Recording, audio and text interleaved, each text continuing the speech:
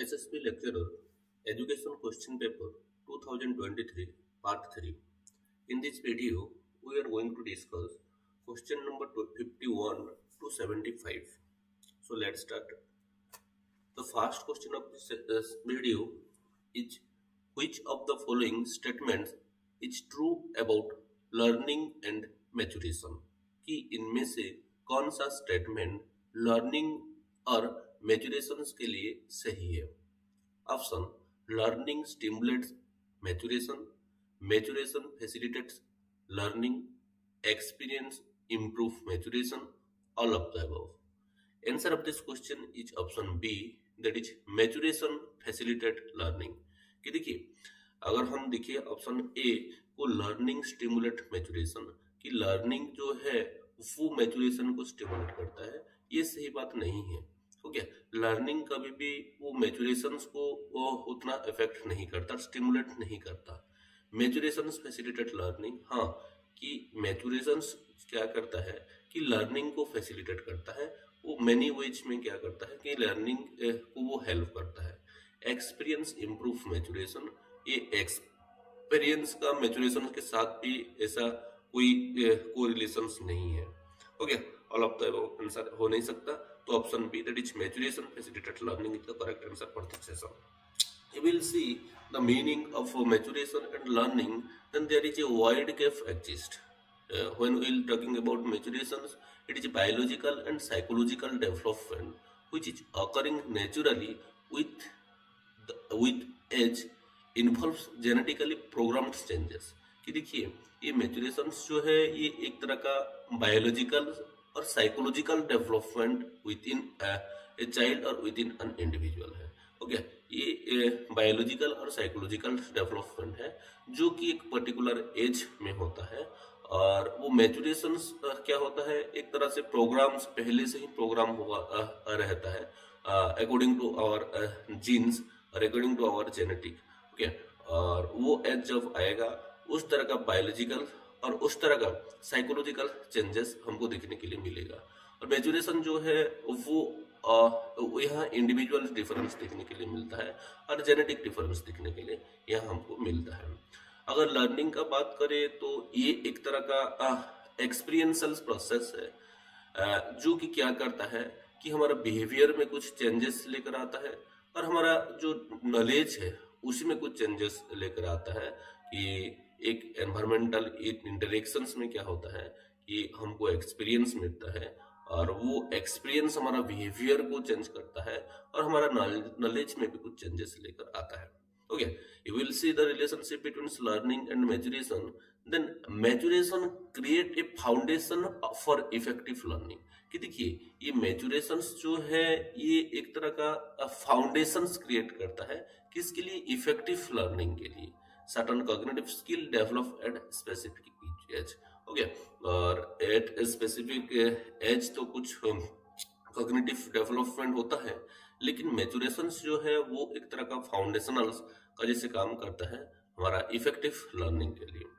Okay, next अगर हम बात करें तो सीक्वेंशियल डेवलपमेंट का यहाँ दो तरह का डेवलपमेंट होता है, फिजिकल डेवलपमेंट और कॉग्निटिव डेवलपमेंट. जैसे कि हम लोग बोलते हैं कि वॉकिंग प्रीसीड्स रनिंग. ओके, ये क्या है कि ये एक तरह का सीक्वेंशियल, पहले बच्चा चलेगा उसके बाद वो दौड़ सकता है. कोई भी बच्चा पहले दौड़ेगा नहीं और उसके बाद में वो चलेगा, ऐसा नहीं हो सकता. पहले उसको चलना पड़ेगा, बिना चले कोई भी दौड़ नहीं सकता. अगर ऐसे ही अगर कॉग्निटिव डेवलपमेंट का बात करें तो पहले ऑब्जेक्ट परमानेंस होता है. ओके, और उसके बाद क्या होता है? एब्स्ट्रैक्ट रीजनिंग होता है. कि without object permanence abstract reasoning is impossible. Like walking precedes running और वॉकिंग बिफोर रनिंग. ठीक ऐसे object permanence is compulsory for abstract thinking और एब्स्ट्रैक्ट रीजनिंग. एक बच्चा अगर ऑब्जेक्ट परमानेंस डेवलप उसके अंदर नहीं हुआ है तो वो कभी भी एब्स्ट्रैक्ट वे में सोच नहीं सकता और रीजनिंग एब्स्ट्रैक्ट रीजनिंग उनका उसके अंदर डेवलप हो नहीं सकता. ओके, अगर इन्फ्लुएंस का बात करें तो बहुत सारे ऐसे एक्सटर्नल फैक्टर रहता है जैसे कि पेरेंटिंग, एजुकेशन, सोशल इंटरेक्शन. ये क्या करता है कि ये जो इन डेवलपमेंट है उसी को हिंडर करता है और कभी कभार वो एक अच्छे से वो एनहांस करता भी है. Okay, so this is all about maturations and learning, and especially here a question you will get from the interrelationship between in learning and maturations, and sometimes maturation and puberty. See, there is a gap in between maturation and puberty. Maturations is a different thing and puberty is a different thing. See, in maturations we are seeing the biological and psychological changes, but in puberty, in a certain age, there is some changes happening automatically, spontaneously in our body. Okay, अगर हम एक example ले कि हमको कैसे पता चला कि हमारा पुबर्टी हो गया, कि जो हमारा प्राइवेट पार्ट है वहाँ हमारा हेयर उगने लगता है, ओके, वॉइस चेंज होने लगता है, ओके, इस तरह का चीज आता है. लेकिन there is a gap in between maturation, in between learning, in between learning and puberty. Okay, so the next question is differences among various qualities and characteristics within an individual is called. कि जब एक ही individual का जो qualities है उसी में बहुत सारे अंतर और डिफरेंसेस देखने के लिए मिल रहा है, तो उसी को हम लोग क्या बोल सकते हैं? Intra individual difference, qualitative differences, inter individual difference, qualitative difference, intra individual difference, quasi individual difference. Answer of this question is option C, that is intra-individual difference. See, there is some concept inter. When we are talking about inter, it's in between. But when we are talking about intra, it's within differences. Okay, कि जब हम लोग दो या दो से ज्यादा दो लोगों के अंदर कुछ डिफरेंसेस दिख रहे हैं, तो वो क्या होता है कि इंटर हो जाता है. जब कोई एक के ऊपर डिफरेंसेस दिखता है वो इंट्रा हो जाता है, और जब बहुत सारे लोगों के होता है वो एमंग्स हम लोग वहां यूज करते हैं. Next question, which of the following is not accepted as a meaning of intelligence. की जो मीनिंग ऑफ इंटेलिजेंस है इनमें से कौन सा चीज को एक्सेप्ट नहीं करता? Option, capacity to carry an abstract thinking, ability to learn, ability to innovate, ability to adopt to novel situation. Answer of this question is obviously option C, that is ability to innovate. See, कि जब हम लोग बोल रहे हैं intelligence, जब आप लोग इंटेलिजेंस का बात कर रहे हैं तो intelligence always dealing abstract thinking, but capacity of abstract thinking, और उसके साथ साथ ये एबिलिटी टू डील्स और नोबेल सिचुएशंस को डील करने का भी ये एक तरह का एबिलिटी है. But innovate is directly linked with our creativity. Okay, this is related to intelligence but not exactly related to intelligence. It's mostly related to creativity. Okay, so the answer of this question is option C, and it is also given by हमारा commissions. Next, see, these are some of the theories of intelligence from where questions has been asking repeatedly in different exams. See, we know in intelligence there are certain theories and certain types of intelligence in each and every kind of theory. So the first one is Spearman two-factor theory. Question has been asking that who was the propounder and who developed two-factor theory. So the answer of this question is Spearman. Spearman is the developer of two-factor theory, and he always pushed two types of theory. He believes that there is only two type of theory, two type of intelligence. One is general intelligence and another one is specific intelligence. See, and a general factor और general intelligence जो है वो क्या करता है कि वो overall cognitive ability को रिप्रेजेंट करता है, और ये सबके अंदर दिखने के लिए मिलता है, और ये हमारा सारे के सारे जो इंटेलेक्चुअल टास्क जो भी हम लोग कर रहे हैं वो सारे के सारे इंटेलेक्चुअल टास्क को ये क्या करता है कि एफेक्ट करता है, उसका परफॉर्मेंस को एक्सप्रेस करता है.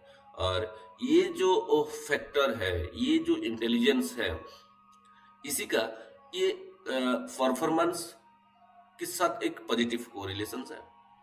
ओके, अलग अलग कॉग्निटिव टेस्ट में अगर हम लोग स्पेसिफिक फैक्टर का बात करें तो इसी में इंडिविजुअल डिफरेंस देखने के लिए मिलता है, और ये इंडिविजुअल टू इंडिविजुअल वेरी करता है, सिचुएशन टू सिचुएशंस वेरी करता है, और इसी को कोई कोई बोलते हैं कि स्पेसिफिक इंटेलिजेंस और स्पेसिफिक एबिलिटी जो है उसी को बढ़ाया जा सकता है. ओके, बढ़ाया जा सकता है, उसी के ऊपर काम किया जा सकता है। लेकिन जनरल इंटेलिजेंस, जनरल फैक्टर जो है वो इनहेरिएंट होता है। कुछ साइकोलॉजिकल बुक पे ऐसे लिखा गया है। नेक्स्ट अगर बात करें तो पीएमए, जिसको कि हम लोग ग्रुप फैक्टर थ्योरी भी बोलते हैं, ओके, जिसको डेवलप किए थे Thurstone group factor theory of intelligence बोला जाता है। And sometime also we call that primary mental abilities in some questions, question paper who developed primary mental abilities theory also asked, and the answer of this question is Thurston. He developed many types of mental ability like verbal comprehension, word fluency, numerical ability, perceptual speed, spatial visualization, associative memory, reasoning. These are some of the mental ability which is considered by Thurston. Then what is verbal comprehension? Verbal comprehension means it is kind of ability to understand and use the word. देखिए कि ये Thurstone जो है वो ये सारे के सारे मेंटल एबिलिटी की बात करते हैं। वर्बल कॉम्प्रिहेंशन का मतलब क्या है कि ये एक तरह का एबिलिटी है जो कि जिसी के थ्रू कि हम समझ सकते हैं किसी को, कोई फ्रेज को, कोई वर्ड को। उसके बाद बोलता है वर्ड फ्लुएंसी। ये वर्ड फ्लुएंसी क्या है? ये भी एक तरह का एबिलिटी है जो कि प्रोड्यूस करता है रैपिडली, कितना रैपिडली आप पढ़ सकते हैं, बोल सकते हैं एक्यूरेटली, उसी को हम लोग क्या बोलते हैं? वर्ड फ्लुएंसी बोलते हैं। नेक्स्ट ये बात करता है न्यूमेरिकल्स एबिलिटी। न्यूमेरिकल्स एबिलिटी मतलब ये एक तरह का एबिलिटी है जो कि मैथमेटिकल्स प्रॉब्लम, न्यूमेरिकल्स प्रॉब्लम को डील करता है, उसको हम लोग न्यूमेरिकल एबिलिटी बोलते हैं। परसेप्चुअल स्पीड भी ये एक तरह का एबिलिटी है कि आप कितना कोई के लिए कितना एक्यूरेटली कि परसीव कर पा रहे हैं कोई भी विजुअलाइजेशन को। स्पेशियल विजुअलाइजेशन ये भी एक तरह का एबिलिटी है कि इसमें आप कितना दूर तक विजुअलाइज कर पा रहे हैं रिलेशनशिप को और मैनिपुलेट कर पा रहे हैं ऑब्जेक्ट को एक स्पेस में। नेक्स्ट एसोसिएटिव थिंकिंग, ये आप कितना दूर तक मेमोराइज कर पा रहे हैं, रिकॉल कर पा रहे हैं आइटम को, ये इसी को डील करता है। रीजनिंग का बात करें तो ये एक तरह का एबिलिटी है कि आप एक प्रॉब्लम को सॉल्व करने के लिए कितना दूर तक लॉजिकली सोच पा रहे हैं, ओके, उसी को हम लोग बोलते हैं। So these are some of the mental abilities which is given by Thurston, and these are also called primary mental abilities: verbal comprehension, word fluency, numerical ability, perceptual speed, spatial visualization, associative memory, and reasoning. These are PMA. We will proceed. The next theory is given by Guilford structure of intelligence, SOI, and it was developed in the year 1950. Okay, कि इसको 1950 की तरफ इसको develop किया गया था।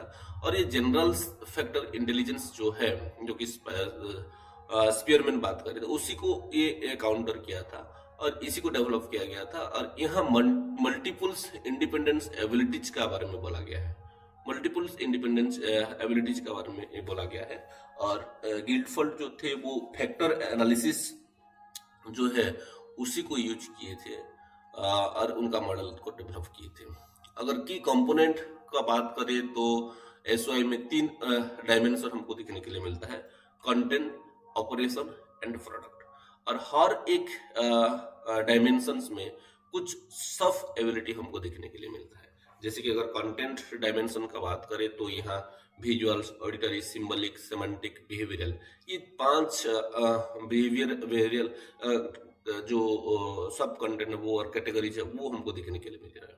Visual जो कि हम लोग इमेज परसिव करते हैं आई के थ्रू, ऑडिटरी कितना दूर तक हम लोग सुन पा रहे हैं, सिंबलिक सिंबल और साइन को डील करता है, semantic word sentence, behavioural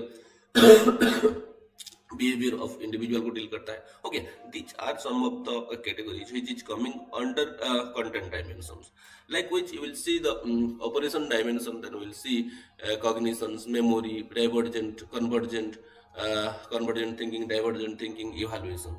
okay, ये सब चीज ऑपरेशंस में आता है। प्रोडक्ट का बात करें तो unit, class, relation, system, transformation, implication, ये सब चीज इसी के अंदर आता है। नेक्स्ट जो है गार्डनर का मल्टीपल इंटेलिजेंस, यहाँ से बहुत बार क्वेश्चन पूछा गया है। एक तो वो टेबल्स बना देता है, एक साइड में रख देगा कि theories name and another side में रख देगा उसका जो प्रोपोनेंट और मैच द कॉलम बोलता है।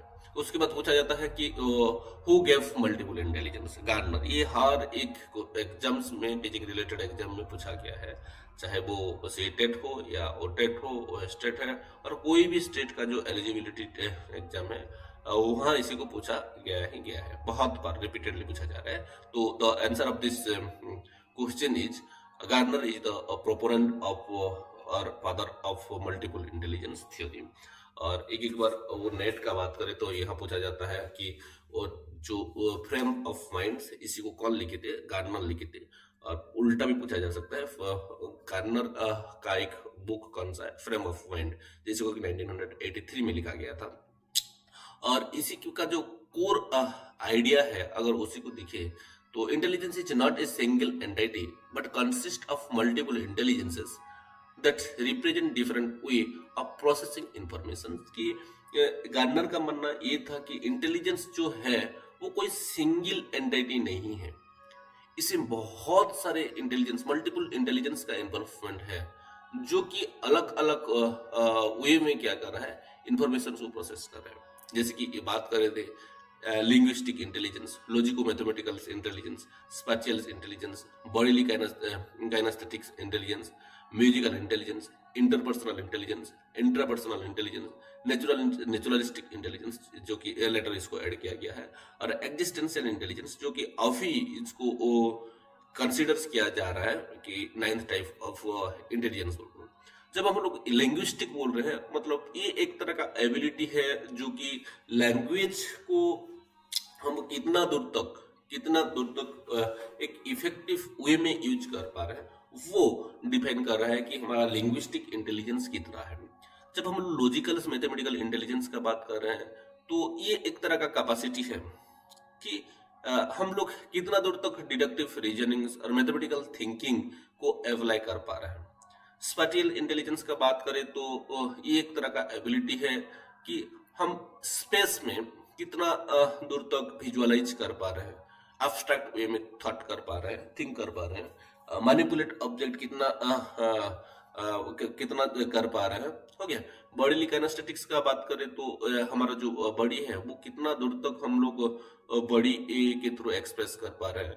और वो जो डांस, फैंस, ये कॉमेडी जो होता है, ये सारे के सारे इंटेलिजेंस काइनेस्थेटिक के अंदर आता है। हो गया। स्पेशल इंटेलिजेंस मतलब वो जो पार्किंग वाला जो इंटेलिजेंस है वो वहाँ आता है। लॉजिकल मैथमेटिकल मतलब आपको मैथमेटिशियन से यहाँ आते हैं। लिंग्विस्टिक इंटेलिजेंस मतलब यहाँ आपको वो जो पोएट आज का डेट में जो शेर जो लोग बोल रहे हैं उनको आप ले सकते हैं लिंग्विस्टिक इंटेलिजेंस में। म्यूजिकल इंटेलिजेंस का बात करें तो यहाँ पे जो म्यूजिक जो आप सिंगर देख रहे हैं, ओके, तो उनको ले सकते हैं क्योंकि ये राइम्स, पिच और मेलोडी को डील करता है। इंटरपर्सनल इंटेलिजेंस मतलब कि कितना दूर तक सही हुए से एक दूसरे से, मतलब सोसाइटी में एक आदमी उसको इंटरेक्ट कर पा रहा है, तो उसको हम लोग इंटरपर्सनल इंटेलिजेंस बोलते हैं। और ये इस तरह का इंटेलिजेंस ज्यादातर हमारा जो पॉलिटिशियंस लोग हैं वहाँ ज्यादातर देखने के लिए मिलता है। इंट्रापर्सनल इंटेलिजेंस की इस तरह का इमोशनल इंटेलिजेंस है कि आपका सेल्फ अवेयरनेस, सेल्फ रिफ्लेक्शन, हो गया, कि ये कितना है आपके अंदर सेल्फ इमोशनल इंटेलिजेंस कितना दूर तक है, तो ये डील करता है। और नेचुरलिस्टिक इंटेलिजेंस का जो कि अभी बात किया जा रहा है, जब कोई अभी ऐड किया गया है, ये एक तरह का ability to recognise and categorise element of natural world, कि ये नेचुरल वर्ल्ड में जो एलिमेंट है उसी को कितना दूर तक आप रिकॉग्नाइज कर पा रहे हैं, कितना दूर तक उसको आप कैटेगराइज कर पा रहे हैं, तो उसको डील करता है नेचुरलिस्टिक इंटेलिजेंस। और जो बात किया जा रहा है बट कंसिडर कर लिया गया है एग्जिस्टेंशियल इंटेलिजेंस, ये एक तरह का इंटेलिजेंस है जो कि डील करता है sensitivity to deep question about human existence, कि ह्यूमन एग्जिस्टेंस के बारे में जो डीप क्वेश्चन पूछा जा रहा है, जो फिलोसोफर लोग जो पूछ रहे हैं, हो गया, तो उसी को हम लोग क्या बोलते हैं कि एग्जिस्टेंशियल इंटेलिजेंस बोलते हैं। So these are some of the type of intelligence according to Gardner theory of multiple intelligence. Next Sternberg टायर की थ्योरीज ऑफ इंटेलिजेंस, ये भी एक बहुत ही इंपॉर्टेंट थ्योरी है जिसको कि रॉबर्ट जे स्टर्नबर्ग प्रोपाउंड किए थे। और इसका अगर कोर आइडिया का बात करें तो ये टायर की थ्योरी ऑफ इंटेलिजेंस जो है was that intelligence is not a single entity but comprises three distinct type of intelligence। कि ये क्या बोलता है कि स्टर्नबर्ग बोलते हैं कि इंटेलिजेंस कोई सिंगल एंटिटी नहीं है, यहाँ तीन तरह का इंटेलिजेंस हमको दिखने के लिए मिलता है और तीनों एक साथ काम करते हैं। ओके, ऐसे वो बोलते हैं। तो वो कौन कौन सा है? Analytical, creative, practical intelligence. और एनालिटिकल इंटेलिजेंस को हम कंपोनेंशियल इंटेलिजेंस भी बोलते हैं, क्रिएटिव इंटेलिजेंस को एक्सपीरियंशियल इंटेलिजेंस बोलते हैं, प्रैक्टिकल इंटेलिजेंस को कॉन्टेक्सचुअल इंटेलिजेंस भी बोला जाता है। अगर एनालिटिकल इंटेलिजेंस और कंपोनेंशियल इंटेलिजेंस का बात करें, ये वो problem solving abilities, critical thinking, analytical thinking, ये सब चीज हमारा एनालिटिकल इंटेलिजेंस और कंपोनेंशियल इंटेलिजेंस में इनके साथ एसोसिएट रहता है। और इसी को अपन हम लोग आईक्यू के हेल्प से इसको हम लोग मेजर करते हैं। और ये जो एबिलिटी है, ये ज्यादातर के ये जो इंटेलिजेंस है, ये ज्यादातर के फोकस करता है कि एनालाइज वाला कितना एनालिसिस वाला एबिलिटी, इवैल्यूएटिव एबिलिटी, ओके, और कंपेयर इंफॉर्मेशन जो कर रहे हैं उसका रिलेटेड एबिलिटी, जो academic problem solving, logical reasoning task, ये सब चीज इसका एक एग्जांपल है। क्रिएटिव इंटेलिजेंस का बात करें तो ये एक तरह का एबिलिटी है कि एक नोबेल सिचुएशंस में ओके एंड जनरेट कितना दूर तक आप उसको सॉल्व कर पा रहे हैं और उसके लिए नोबेल सिचुएशंस, नोबेल सॉल्यूशंस कितना दूर तक लेकर आ रहे हैं। और ये जो हमारा डाइवर्जेंट थिंकिंग है उसी को डील करता है, जो कि individual to think outside the box and approve problems creativity, कि एक इंडिविजुअल को यहाँ आउटसाइड द बॉक्स जाकर सोचना पड़ता है और एक क्रिएटिव वे में यहाँ कुछ लेकर आना पड़ता है, जो हमारा आर्टिस्ट एक्सप्रेशंस, इन्वेंटिव न्यूज हो गया, ये सारे के सारे क्रिएटिव इंटेलिजेंस के अंदर आ रहा है, जिसको हम लोग एक्सपीरियंशियल इंटेलिजेंस भी बोल रहे हैं। और लास्ट जो है प्रैक्टिकल इंटेलिजेंस, इसको कॉन्टेक्सचुअली बोल रहे हैं। और ये एक तरह का एबिलिटी है कि आप कितना दूर तक आपका जो नॉलेज है, स्किल है, वो इफेक्टिव वे में रियल वर्ल्ड सिचुएशंस में अप्लाई कर पा रहे हैं। और इसी को इसलिए ऑफ्टन स्ट्रीट स्मार्ट क्वेश्चन आया है बहुत बार, स्ट्रीट स्मार्ट वाला क्वेश्चन, तो ये इसी के साथ इन्वॉल्व रहता है। जब हम लोग देख रहे हैं social situations, managing daily task, okay, तो इसी को हम लोग प्रैक्टिकल इंटेलिजेंस बोलते हैं और कॉन्टेक्सचुअल इंटेलिजेंस बोलते हैं। Next question is giving reward for punctual attendance so that the behaviour is strengthen is an example of, कि हम लोग कोई पंक्चुअली अटेंड कर रहा है, अटेंडेंस मतलब क्लास को अटेंड कर रहा है, और उसी का ये पंक्चुअल अटेंडेंस के लिए हम उसको कुछ हम लोग दे रहे हैं, रिवॉर्ड दे रहे हैं, तो ये किसी का एक एग्जांपल है। Classical conditioning, operant conditioning, insightful learning, observational learning. Answer of this question is operant conditioning. अगर ऑपरेंट कंडीशनिंग का बात करें तो इसको इंस्ट्रूमेंटल कंडीशनिंग भी बोला जाता है, और इसी का जो डेवलपर है वो है पी.एफ. स्किनर, जो कि 1930-40 में इसी को डेवलप किया गया था। और साइकोलॉजी, एजुकेशन और बिजनेस में इसी को ज्यादातर यूज किया जाता है। कि कंपोनेंट और कॉन्सेप्ट का बात करें क्लासिक ऑपरेंट कंडीशनिंग का, तो जो पहले आता है वो है रीइंफोर्समेंट, जिसको दिया जाता है किसी भी लाइकलीहुड को स्ट्रेंथन करने के लिए हम लोग को रीइंफोर्समेंट करते हैं, यूज करते हैं, और वीक करने के लिए पनिशमेंट यूज करते हैं। ओके, रीइंफोर्समेंट मतलब किसी भी जो रिलेशनशिप है उसी को स्ट्रेंथी बनाने के लिए हम लोग इसको यूज कर रहे हैं। और दो तरह का रीइंफोर्समेंट देखने के लिए मिलता है, एक पॉजिटिव और दूसरा वाला है नेगेटिव। ओके, जब हम लोग कुछ pleasant stimulus addition to of a pleasant stimulus to increase the livelihood of a behaviour, कि जब हम लोग कुछ प्लेजेंट स्टिमुलस को ऐड कर रहे हैं कि एक लाइवलीहुड, एक बिहेवियर का लाइवलीहुड को इंक्रीज करने के लिए, तो अब उसको पॉजिटिव रीइंफोर्समेंट बोल रहे हैं। बट जब एक अनप्लेजेंट स्टिमुलस को रिमूव कर रहे हैं, हो गया, एक लाइवलीहुड ऑफ बिहेवियर को इंक्रीज करने के लिए, तब उसी को नेगेटिव बोल रहे हैं। ध्यान दीजिए कि यहाँ रीइंफोर्समेंट में जो एक कोर कॉन्सेप्ट है वो बिहेवियर का जो लाइवलीहुड है उसी को इंक्रीज करना है। जब हम लोग कुछ प्लेजेंट स्टिमुलस को ऐड कर रहे हैं वो पॉजिटिव बन रहा है, लेकिन जब रिमूव कर रहे हैं ऑन प्लेजेंट स्टिमुलस, वो क्या बन जा रहा है, नेगेटिव बन जा रहा है। ओके, अगर एग्जाम्पल को देखिए, जब चाइल्ड को एक आप कैंडी बार दे रहे हैं कि वो रूम को क्लीन कर दिया, क्लासरूम को कर दिए, तो उनको आप खुशी में क्या कर दिए, कैंडी बार दिए। तो ये यहाँ क्या कर रहे हैं, आप एक प्लेजेंट स्टिमुलस ऐड किए, वो है क्या, कैंडी बार। नेगेटिव रिइंफोर्समेंट का एग्जाम्पल को अगर हम देखिए कि child is allowed to stop doing homework after receiving a good grade, कि एक चाइल्ड था जिसको जो कि अच्छे से काम नहीं करता, उसका ग्रेड कम आ रहा था, लेकिन वो काम किया और उसको अच्छा ग्रेड मिल गया। लेकिन आप क्या किए, जो पहले जो होमवर्क जो दे रहे थे, जिस लेवल में दे रहे थे, उसी को कम कर दिए या बंद कर दिया कि नहीं, तेरे को नहीं करना है। तो यहाँ क्या किया, जो ऑन प्लेजेंट स्टिमुलस जो है उसी को आप रिमूव किए, किसके लिए, कि वो लाइकलीहुड ऑफ ए बिहेवियर, उसके लिए, उसी को इंक्रीज करने के लिए। अब ऐसे के तो इसी को क्या बोला जाता है, नेगेटिव रिइंफोर्समेंट बोला जाता है। और दूसरा वाला जो कोर कॉन्सेप्ट है वो है पनिशमेंट।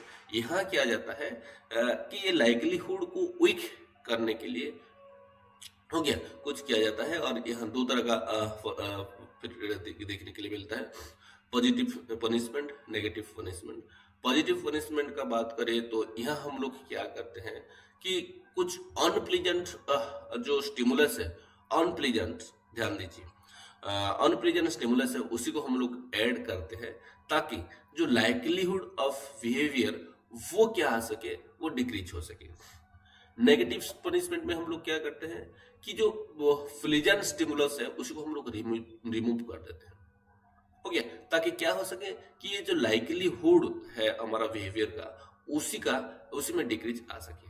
अगर एग्जाम्पल को दिखे तो speaking a child for misbehaviour, कि कोई चाइल्ड मिसबिहेव किया तो उसको स्पैंकिंग्स कर रहे हैं, ओके, स्पैंकिंग कर रहे हैं, तो वो क्या हो जा रहा है कि एक तरह का पॉजिटिव रिइंफोर्समेंट हो रहा है कि यहाँ, क्योंकि जो ऑन प्लेजेंट स्टिमुलस जो है तो उसी को रिमूव कर रहे हैं। Losing allowance for breaking a mess, कि यहाँ क्या कर रहे हैं कि लूज कर रहे हैं अलाउंस को, तो उसी को क्या कर रहे हैं, यहाँ नेगेटिव कुछ रिमूव कर रहे हैं, तो इसीलिए इसको नेगेटिव पनिशमेंट बोलते हैं। एक्सटेंशंस का बात करें, ये एक तरह का प्रोसेस है जहाँ की हम लोग क्या देखते हैं, of weakening and eventually eliminating a learned behaviour when it is no longer reinforced, कि जब हमारा जो स्टिमुलस है वो रिइंफोर्स नहीं होता है, तब तक क्या होता है कि जो हमारा जो प्रोसेस है और जो हमारा प्रोडक्ट है, ओके, जो रिएक्शन है वो धीरे धीरे क्या होता है, रेस्पॉन्स जो है वो धीरे धीरे वीक होने लगता है, और एक लेवल पर तो वो स्टफ ही हो जाता है। तो उसी को हम लोग क्या बोल रहे हैं कि एक्सटेंशन बोल रहे हैं, कि अगर पावलोव का जो थ्योरी है, उसका जो एक्सपेरिमेंट है, वहाँ क्लियरली पता चल रहा था कि जब उसको घंटी बज रहा था, खाना से पहले उसका क्या हो रहा था, सेलिब्रेशन हो रहा है, लेकिन जब घंटी बजाया गया लेकिन खाना नहीं दिया गया, वो क्या हुआ, पहले तो सेलिब्रेशन हुआ, लेकिन कुछ दिनों के बाद सेलिब्रेशन धीरे धीरे कमते क्या रहा है, एक स्टेज पर बंद ही हो गया। ये जो है इसी को ही एक्सटेंशन बोला जा रहा है, क्या, इसी को ही एक्सटेंशन बोला जा रहा है। और एक स्पोंटानियस रिकवरी आता है। स्पोंटानियस रिकवरी का मतलब क्या है कि एक्सटेंशन होने के बाद जब हम लोग सडनली फिर क्या करते हैं कि कुछ वो स्टिमुलस को प्रेजेंट करना स्टार्ट कर देते हैं, वो स्पोंटानियसली क्या करता है कि उसका जो पहले वाला जो रेस्पॉन्स है उसी को एकदम रैपिडली ग्रो करवाने लगता है। नेक्स्ट, शेड्यूल ऑफ रिइंफोर्समेंट, कि जो ओपोनेंट कंडीशनिंग, वहाँ 4 तरह का शेड्यूल्स के बारे में बोला गया है। Fixed interval schedule, fixed ratio interval schedule, variable interval schedule, variable ratio schedule. यहाँ से क्वेश्चन बहुत बार पूछा गया है। जब हम लोग फिक्स इंटरवल शेड्यूल की बात कर रहे हैं कि एक तरह का रिइंफोर्समेंट है जिसको कि क्या किया जा रहा है, after a fix amount of times, कि एक फिक्स अमाउंट ऑफ टाइम के बाद क्या किया जा रहा है कि यहाँ हम रिइंफोर्स करते हैं। यहाँ क्या है, फिक्स्ड एक टाइम इंटरवल, मतलब एक टाइम पीरियड फिक्स है, और उसके बाद क्या किया जाएगा कि उसी को हम लोग रिइंफोर्स करने वाले हैं। Receiving paycheque every 2 week, okay, 2 week के बाद एक बार रिइंफोर्समेंट, 2 वीक के बाद एक बार रिइंफोर्समेंट। ये क्या है, फिक्स्ड इंटरवल शेड्यूल। जब हम लोग फिक्स्ड रेशियो शेड्यूल की बात कर रहे हैं तो यहाँ क्या होता है कि जो नंबर ऑफ रेस्पॉन्सेस है उसी के आधार पर हम लोग क्या करते हैं कि रिइंफोर्समेंट प्रोवाइड करते हैं। चलिए 10 आप एक स्टूडेंट को क्वेश्चन पूछ रहे हैं और 10 ठो जब क्वेश्चन का आंसर वो राइट कर रहा है तब आप उसी को दे रहे हैं। हो सकता है पहला 10 एकदम भूल भी हो सके और कंटिन्यूअसली राइट भी हो सके, लेकिन आप यहाँ टाइम के बारे में नहीं दिख रहे हैं, यहाँ आप रेशियो दिख रहे हैं, आप नंबर ऑफ क्वेश्चन दिख रहे हैं। ओके, तो यहाँ क्या होता है कि नंबर ऑफ रेस्पॉन्स के ऊपर फिक्स नंबर ऑफ रेस्पॉन्स रखा जाता है और उसी के आधार पर हम क्या करते हैं कि रिइंफोर्समेंट देते हैं। वेरिएबल इंटरवल, यहाँ देखिए कि यहाँ कोई फिक्स नहीं रहता है। Reinforcement after varying amount of time, यहाँ टाइमिंग का कुछ फिक्स नहीं रहता है। ओके, कि एक अलग अलग टाइम में यहाँ किया जाता है कि रिइंफोर्समेंट दिया जाता है। वेरिएबल रेशियो में क्या होता है कि यहाँ वो reinforcement after varying number of response, यहाँ कोई रेस्पॉन्स का भी कोई ऐसे नंबर नहीं रहता। नेक्स्ट जो क्वेश्चन है, when reward is given for punctual attendance the reward here act as option, कि जब हम लोग एक अटेंडेंस के लिए एक चाइल्ड को रिवॉर्ड वो प्रोवाइड कर रहे हैं तो ये रिवॉर्ड जो है वो किसी का काम कर रहा है, इसको तो हम लोग डिस्कशन कर चुके हैं। In the classical conditioning experiment of Pavlov, salivation to food is a option condition stimulus, condition response, natural stimulus, natural response. Answer of this question is option D, that is natural response. Okay, क्योंकि पहले थोड़ा सा पहले बोला कि जो celebration जो वो ऑटोमेटिकली आ रहा है। ओके, ये क्लासिकल कंडीशनिंग से जो है ये एक तरह का लर्निंग है जहाँ की क्या हो रहा है कि association where a neutral stimulus becomes capable producing a response, कि यह एक न्यूट्रल स्टिमुलस धीरे धीरे क्या बन जा रहा है, कैपेबल्स बन जा रहा है कि एक रेस्पॉन्स को प्रोड्यूस करने के लिए। जैसे कि वो घंटी की न्यूट्रल स्टिमुलस था, लेकिन धीरे धीरे ऐसा सिचुएशन आया, वो घंटी के पास नेचुरल स्टिमुलस जो था उसी के पास एबिलिटी चला आया कि वो रेस्पॉन्स क्रिएट कर सके। ओके, अगर इसका जो कोर एलिमेंट है तो उसी को अगर हम देखें तो पहले आता है कुछ प्राइमरी एलिमेंट जिसको कि हम लोग UCS, unconditional stimulus, unconditional response, okay, neutral and condition stimulus, condition response. पहले यूसीएस का बात करते हैं, अनकंडीशनल स्टिमुलस का बात कर रहे हैं। यहाँ जो नेचुरल ट्रिगर्स रहता है जो है, जैसे कि फूड हमारा, वो क्या है, अनकंडीशनल स्टिमुलस है, यहाँ कोई कंडीशन नहीं है। ओके, सिर्फ फूड दे रहे हैं और खा रहा है, ऑटोमेटिकली प्रोड्यूस रेस्पॉन्स। और जब आप फूड दे रहे हैं नेचुरली, वो ऑटोमेटिकली रेस्पॉन्स क्रिएट करेगा और यहाँ कोई प्रायर लर्निंग का कोई जरूरत नहीं है ये यूसीएस में। लेकिन जब यूसीआर का बात कर रहे हैं कि भी ये भी एक क्या है कि एक नेचुरल रेस्पॉन्स है और ये ऑटोमेटिक रिएक्शंस है यूसीएस का, और ये बायोलॉजिकली प्रीवायर्ड है।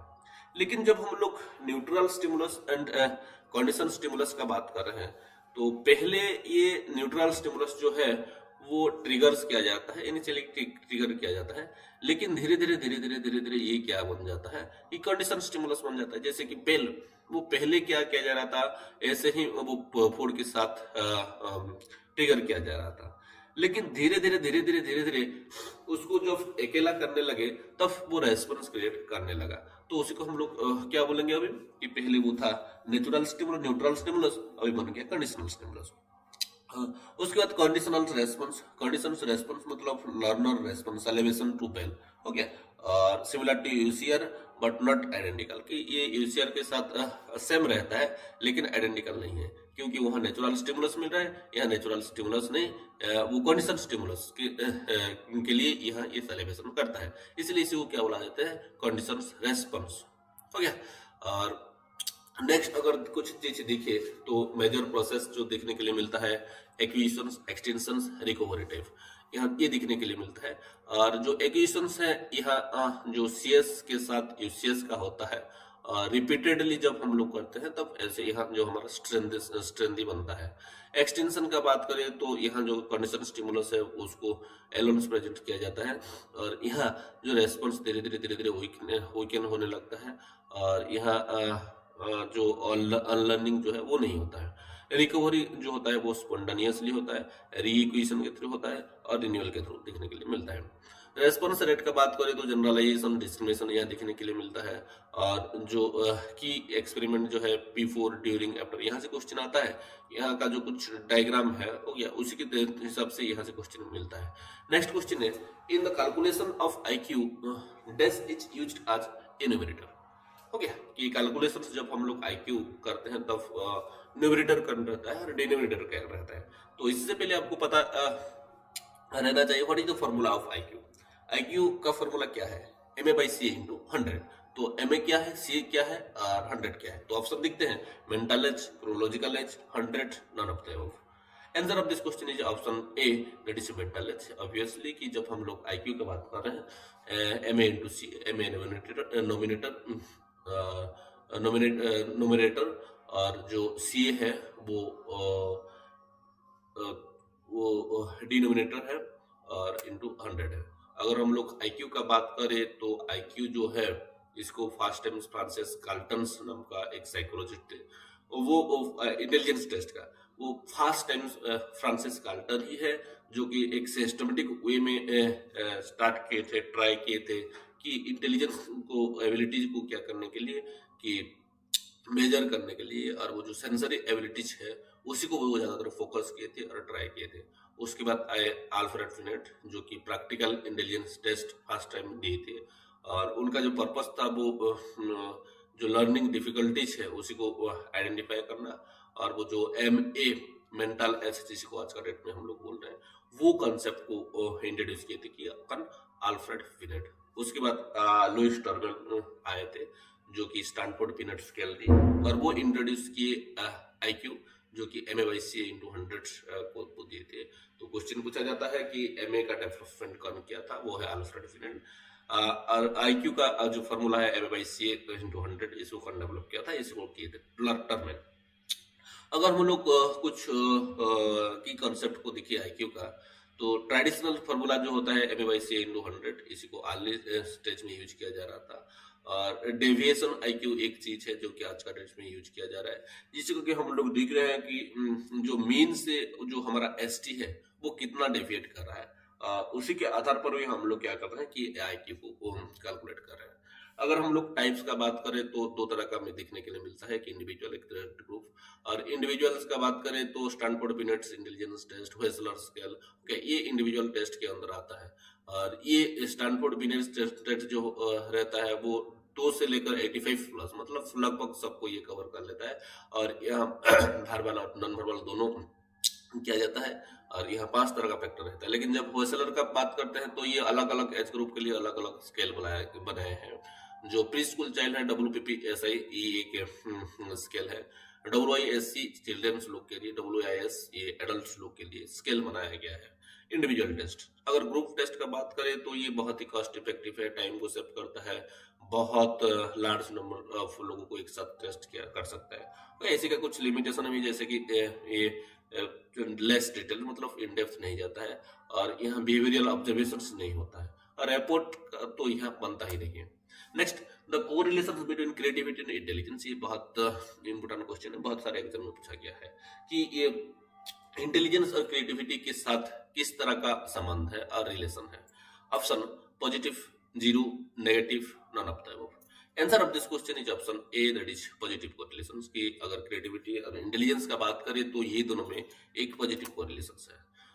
From among the following find out the one that present the 4 types of learning in correct sequence in Gagne hierarchy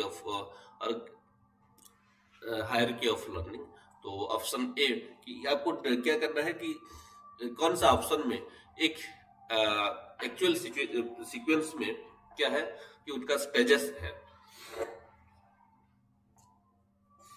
तो option A discrimination learning, rule learning, concept learning, problem solving. 2, B discrimination learning, concept learning, rule learning, problem solving। C concept learning, discrimination learning, rule learning, problem solving। D rule learning, discrimination learning, concept learning, problem solving। Answer of this question is option B, that is discrimination learning, concept learning, rule learning, the problem solving। Okay, this is the actual sequence. अगर गेने का hierarchy learning को दिखे तो यहाँ कुछ foundational principal है, जैसे कि ये सोचते हैं इनके हिसाब से लर्निंग इज हायरार्किकल और क्यूमुलेटिव धीरे धीरे धीरे धीरे धीरे धीरे क्या होता है, बढ़ते जाता है। और ये हायर लेवल्स ऑफ लर्निंग जो है वो हमारा जो प्री रिक्वेस्टिक स्किल जो है उसी के साथ एसोसिएट रहता है। और हर तरह का जो लर्निंग है वो कुछ ना कुछ इंस्ट्रक्शनल कंडीशंस के साथ एसोसिएट रहता है। और अगर कॉमन एग्जामिनेशंस का बात करें तो वो अंडरस्टैंडिंग फाउंडेशनल प्रिंसिपल के ऊपर फोकस करता है। अगर हम लोग इसी का डेवलपमेंट को दिखे तो ये जो मिलिट्री ट्रेनिंग प्रोग्राम है उसके लिए इसको डेवलप किया गया था पहले, और ये बाद में एजुकेशनल साइकोलॉजी में चला आया और हमारा जो मॉडर्न लर्निंग थ्योरीज है उसी के साथ ये इंटीग्रेट हो गया था। अगर इसी का जो टाइप ऑफ लर्निंग का बात करें तो ये 8 तरह का लर्निंग के बारे में बोल रहे थे और वो सीक्वेंशियली होना चाहिए बोल रहे थे। और जो फर्स्ट था वो है सिग्नल, दूसरा stimulus response, चेनिंग, verbal association, multiple discrimination, concept learning, rule learning, problem solving. जब सिग्नल लर्निंग का बात करें तो ये जो लर्निंग है ये क्लासिकल कंडीशनिंग थ्योरी के साथ एसोसिएट रहता है, क्योंकि क्लासिकल कंडीशनिंग में भी हम लोग कुछ सिंबल दे रहे हैं और वहाँ क्या हो रहा है, रेस्पॉन्स मिल रहा है। तो ये क्लासिकल कंडीशनिंग थ्योरी के साथ एसोसिएट रहता है और ये एक तरह का जो इनवॉलंटरी रेस्पॉन्स टू स्टिमुलस वो यहाँ देखने के लिए मिलता है। और basic emotional and physical responses यहाँ देखने के लिए मिलता है। जब हम लोग को एग्जामिनेशंस एम्फासिस को आइडेंटिफाई एग्जांपल्स ये सब चीज क्या है, सिग्नल लर्निंग के अंदर आता है। लेकिन जब हम लोग स्टिमुलस रेस्पॉन्स लर्निंग का बात करें तो ये ऑपरेंट कंडीशनिंग के साथ एसोसिएट रहता है और यहाँ वॉलंटरी रेस्पॉन्सेस को हम लोग डील करते हैं और यहाँ हमारा रीइंफोर्समेंट पैटर्न देखने के लिए मिलता है। और कॉमन क्वेश्चन जो यहाँ कितना दूर तक आप अप्लाई कर पा रहे हैं स्टिमुलस रेस्पॉन्स लर्निंग को, उसके बाद है चेनिंग से जो कि कनेक्ट करता है स्टिमुलस एंड रेस्पॉन्स को पेयर वाइज। और एक सीक्वेंशियल लर्निंग होता है, यहाँ प्रोसीजरल नॉलेज डेवलपमेंट होता है और यहाँ जो हमारा लर्निंग सीक्वेंस है उसी को आइडेंटिफाई किया जाता है। नेक्स्ट है वर्बल एसोसिएशंस, यहाँ लैंग्वेज एक्विजिशंस, वोकैबुलरी डेवलपमेंट, इस तरह का चीज को दिखा जाता है। नेक्स्ट है मल्टीपल डिस्क्रिमिनेशंस, यहाँ हम लोग डिस्टिंग्विश करते हैं कि सिमिलर स्टिमुली को और एक पैटर्न को हम लोग रिकॉग्नाइज करते हैं, क्लासिफिकेशन करते हैं स्किल को, और जो हमारा जो कोर थीम है उसको हम लोग एग्जामिन करते हैं। कॉन्सेप्ट लर्निंग का बात जब कर रहे हैं यहाँ एब्स्ट्रैक्ट कैटेगराइजेशन आता है, रूल बेस्ड लर्निंग आता है, कॉन्सेप्चुअल अंडरस्टैंडिंग आता है, हो गया, कॉन्सेप्ट फॉर्मेशन यहाँ देखने के लिए मिलता है। रूल लर्निंग का जब बात कर रहे हैं तो यहाँ जो कॉन्सेप्ट है उसको कंबाइन कर रहे हैं, रिलेशनशिप को समझ रहे हैं, प्रिंसिपल को अप्लाई कर रहे हैं। प्रॉब्लम सॉल्विंग्स जो है ये सबसे हाईएस्ट लर्निंग और हाईएस्ट लेवल ऑफ लर्निंग हो गया, जहाँ की मल्टीपल रूल्स को हम कंबाइन कर रहे हैं, एक क्रिएटिव सॉल्यूशंस लेकर आ रहे हैं, हो गया। तो this are the types of learning according to hierarchy. So once again, signal, SR, chain, verbal association, multiple discrimination, concept, rules and problem solving. Okay, इसी को छोड़कर ये 9 इवेंट ऑफ इंस्ट्रक्शन भी दिए थे जहां से भी क्वेश्चन पूछा जा रहा है। गेन अटेंशन, उसके बाद informing learning of object, learners object, stimulating recalls of prior learning, presenting the stimulus, providing learning guidance, eliciting performance, providing feedback, assessing performance. So these are 9 event of instruction. Next, which of the following is true about personality? Personality के लिए कौन सा सही है? Some people have bigger personalities than other. Personality belong to cognitive domain only. Personality is dynamic. All of the above. Answer of this question is option C, that is personality is dynamic. अगर personality को अगर हम देखें तो यहाँ भी कुछ theory हमको देखने के लिए मिलता है। पहले तो आता है साइकोएनालिटिक थ्योरी, जिसको कि प्रोपाउंड किए थे फ्रॉइड, और वो 3 चीज के बारे में बोल रहे थे, ईट, ईगो, सुपर ईगो, प्लेजर। ईट जो था वो प्लेजर प्रिंसिपल था। इसी में भी बहुत बार क्वेश्चन पूछा गया है, इसलिए इसको ध्यान से सुनना। साइकोएनालिटिक थ्योरी कौन दिया था? फ्रॉइड दिए थे, और यहाँ 3 कॉन्सेप्ट दिए थे, ईट, ईगो, सुपर ईगो। ईट का मतलब क्या, जो कि प्लेजर प्रिंसिपल को डील कर रहा था। सुपर ईगो मोरल प्रिंसिपल को डील कर रहा था। ईगो रिलेटिव प्रिंसिपल को डील करता है। और अगर हम लोग अलग वाला थ्योरी को देखें तो कार्ल जंग जो थे वो एक एनालिटिकल साइकोलॉजी दिए थे। आडलर का बात करें तो इंडिविजुअल साइकोलॉजी को डील करते हैं। करन सानी को अगर देखिए तो साइकोएनालिटिक सोशल थ्योरी को वो दिखते हैं। और ये सारे के सारे थ्योरेटिकल डिफरेंसेस यहाँ हम लोग को दिखने के लिए मिलता है। अगर ट्रेड थ्योरी का बात करें पर्सनालिटी का, तो यहाँ अल्बर्ट का नाम पहले आता है। और ये वो कार्डिनल ट्रेड, सेंट्रल ट्रेड और सेकेंडरी ट्रेड, ऐसे 3 तरह का ट्रेड का बारे में बोल रहे थे। यहाँ से बहुत बार क्वेश्चन पूछा गया है। केटल्स का नाम आता है जो कि 16 PF दिए थे, हो गया। और इनको वो 2 पार्ट में डिवाइड किए थे, सोर्स ट्रेड, सरफेस ट्रेड, और ये भी फैक्टर एनालिसिस को यूज किए थे। जो 5 फैक्टर मॉडल जो है वो ऑसन मॉडल जिसको बोला जाता है, openness, experience, openness to experience, conscientiousness, extraversions, agreeableness, हो गया, न्यूरोटिसिज्म, ये सब चीज ये 5 फैक्टर में आता है। यहाँ से भी क्वेश्चन पूछा जा रहा है। रोगर पर्सन सेंटर्ड थेरापी, यहाँ थ्योरी जहाँ यहाँ से ज्यादा क्वेश्चन नहीं आया है। मास्लो थ्योरी यहाँ से आया है, जो कि कुछ 5 नीड के बारे में बोल रहे थे। और जो सबसे टफ में आता है सेल्फ एक्चुअलाइजेशन, और वो है जो सबसे लोएस्ट है वो है फिजियोलॉजिकल नीड्स, उसके ऊपर safety, love and belongingness, esteem needs, self-actualization. So these are the 5 need according to Maslow. Next, evaluation each option, quantitative, qualitative, both quantitative and qualitative, qualitative and or qualitative plus value judgment. Answer of this question is option D, that is quantitative and or qualitative plus value judgment. अगर measurement का बात करें तो ये एक तरह का systematic collection of data regarding to student performance के, स्टूडेंट परफॉर्मेंस का जो परफॉर्मेंस है उसका रिगार्डिंग हम लोग जब डाटा कलेक्ट कर रहे हैं, हो गया। And capabilities using various tool, तो उसको हम लोग मेजरमेंट का बोल रहे हैं। लेकिन जब इवैल्यूएशंस का बात कर रहे हैं तो इवैल्यूएशंस एक प्रोसेस है जहाँ की हम लोग एक तरह का जजमेंट ले रहे हैं, वैल्यू जजमेंट ले रहे हैं कि जो हमारा डाटा कलेक्शन किए हैं और जो एक स्टूडेंट्स का जो लर्निंग है उसके बारे में जब हम लोग कुछ जजमेंट ले रहे हैं उसको हम लोग इवैल्यूएशंस बोल रहे हैं। और ये जो है ये क्या करता है, जो हम लोग डाटा जो कलेक्ट किए हैं उसको इंटरप्रिटेशन हम लोग कैसे कर रहे हैं उसी के साथ ये डील करता है।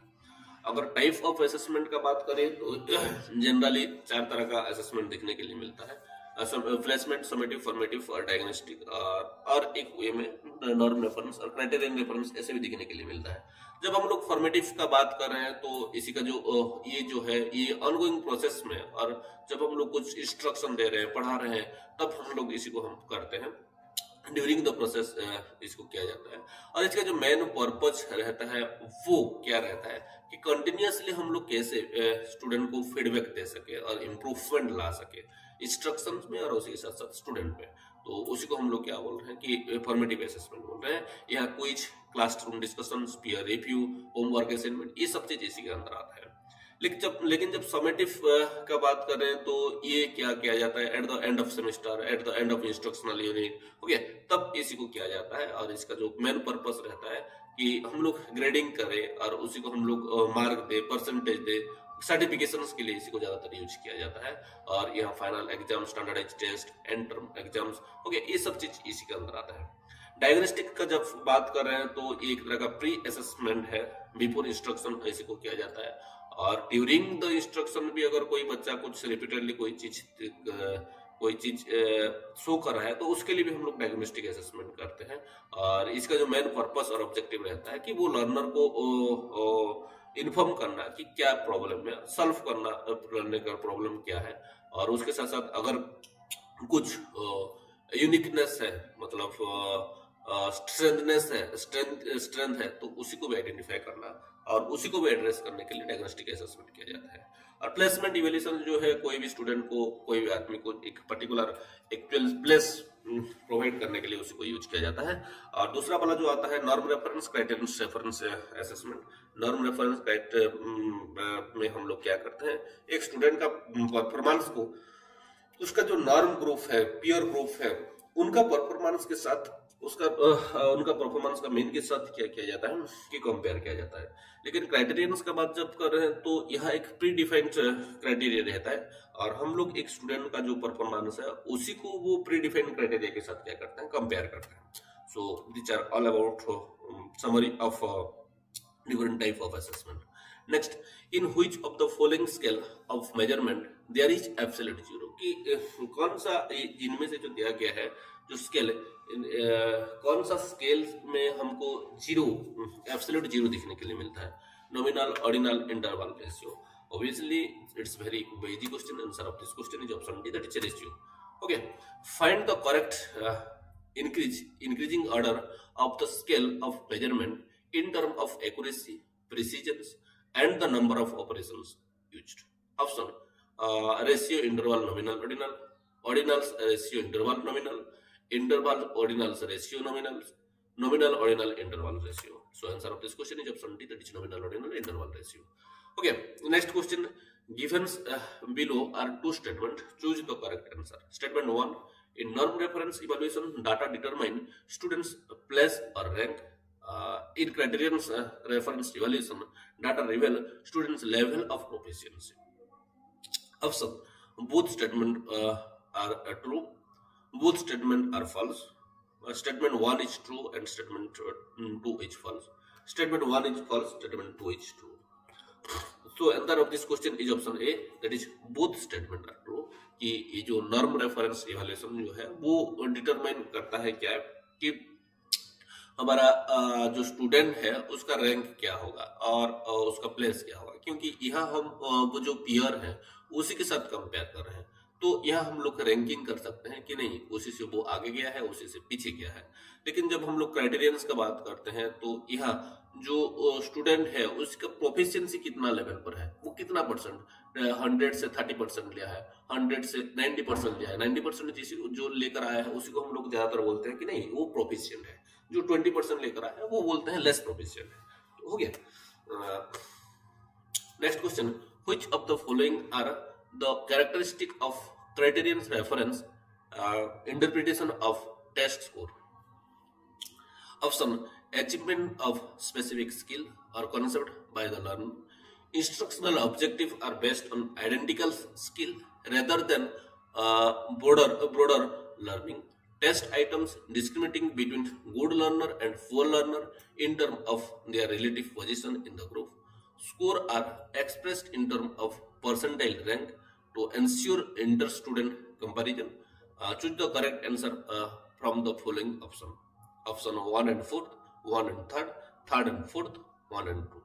Answer of this question is 1 and 2. See, कि ये 1 and 2 जो है achievement of specific skill और concept by the learner, okay, ये कहा आता है क्राइटेरियन रेफरेंस में आता है, और instructional objective are based on identical skill rather than product learning, ये भी आता है। लेकिन जब हम लोग बात कर रहे हैं test item discriminate between good item, ये हमारा जो क्राइटेरियन रेफरेंस के अंदर नहीं आता है।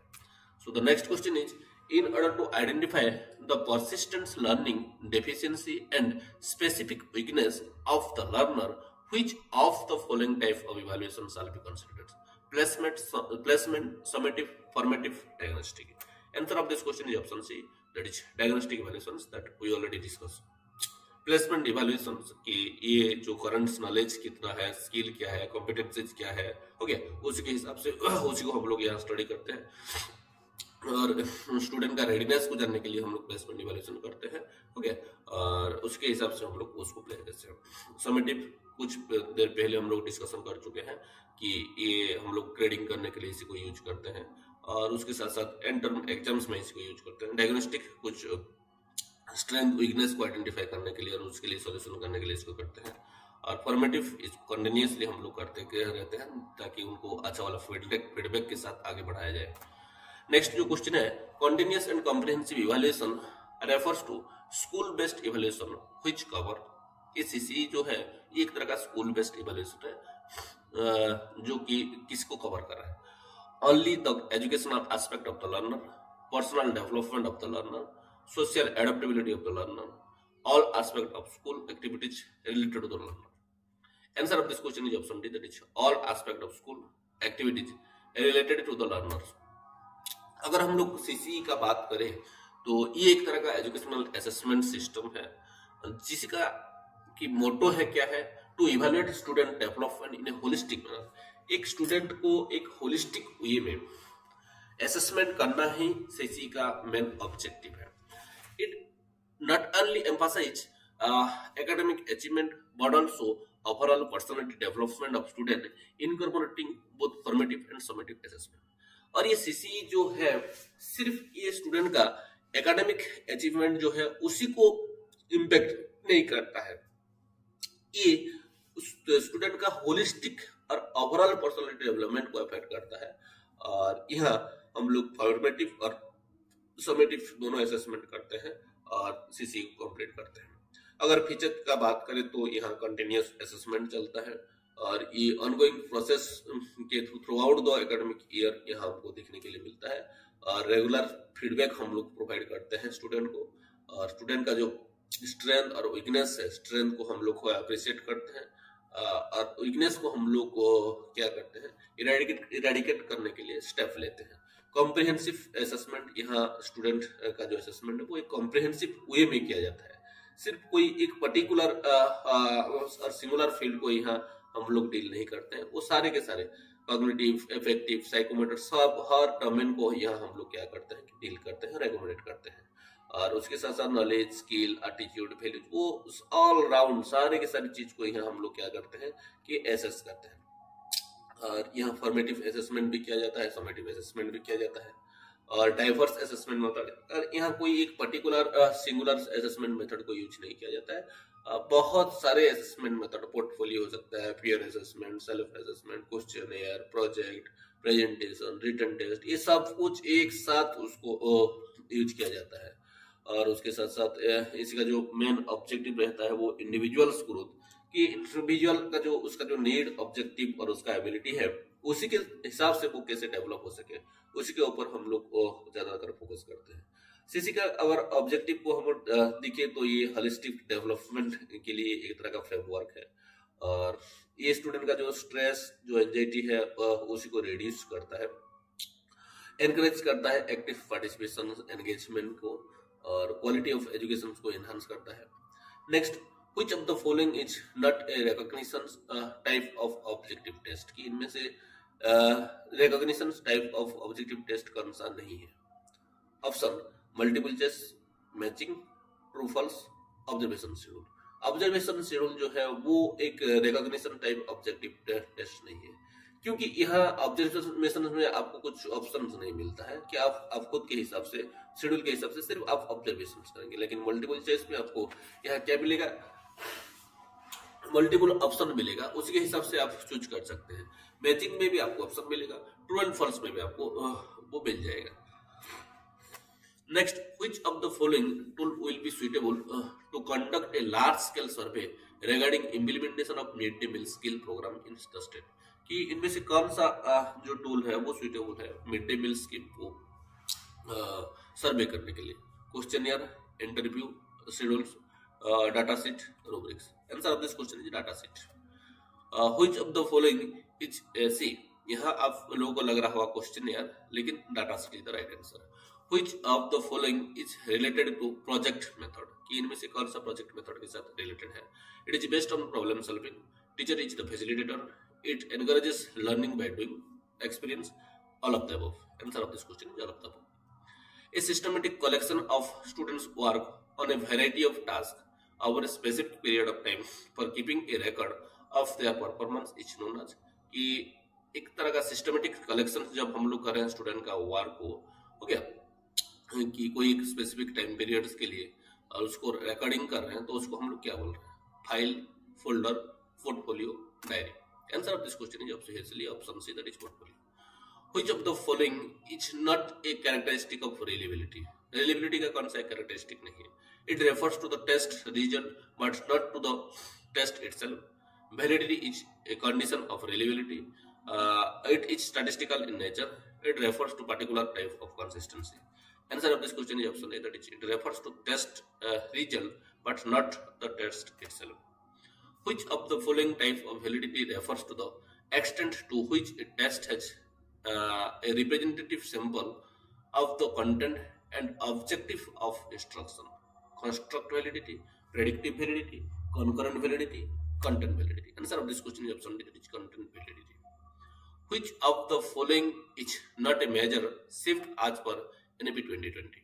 Option teacher centric to learner centric, learner autonomy to teacher's direction, passive to active reception in learning, learning in the four wall of the classrooms of learning in the wider social context.